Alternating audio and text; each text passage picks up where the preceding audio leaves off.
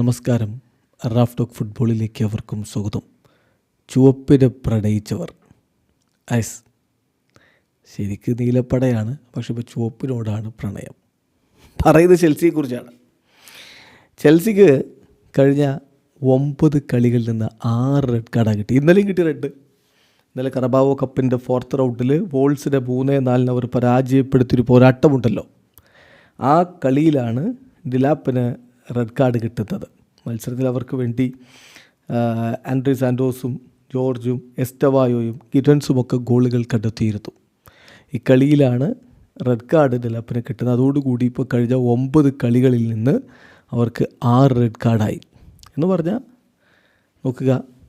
Manchester യുണൈറ്റഡിനെതിരെയുള്ള premier league മത്സരം സാഞ്ചസിന് red card, പിന്നെ ലിങ്കണെതിരെയുള്ള മത്സരം, ആ കളി കറബാവോ കപ്പിലെ മത്സരമായിരുന്നു.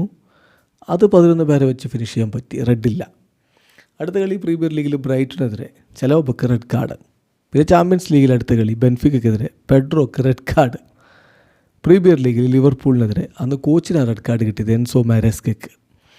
അടുത്ത കളി പ്രീമിയർ ലീഗിൽ നോട്ടിംഗ്ഹാം ഫോറസ്റ്റിനെതിരെ ഗസ്റ്റോക്ക് റെഡ് കാർഡ്. പിന്നെ ചാമ്പ്യൻസ് ലീഗിൽ അയാക്സിനെതിരെ 11 പേരായിട്ട് ഫിനിഷ് ചെയ്തു, റെഡില്ല. അതിനുശേഷം പ്രീമിയർ ലീഗിൽ സണ്ടർലൻഡിനെതിരെ 11 പേരായിട്ട് ഫിനിഷ് ചെയ്തു, റെഡില്ല. ആ കുറവ് ഇന്നലെ നികത്തിയിട്ടുണ്ട്. വോൾസിനെതിരെ ഡിലപ്പിന് റെഡ് കാർഡ് കിട്ടി. സോ 9 കളികൾ 6 റെഡ് കാർഡ്. വല്ലാത്തൊരു സ്ഥിതി തന്നെയാണ്. വീഡിയോ അവസാനിക്കുന്ന ഫുട്ബോൾ ലോകത്തെ കൂടുതൽ വിശേഷങ്ങളുമായി റാഫ് ടോക്സിൽ എത്താം.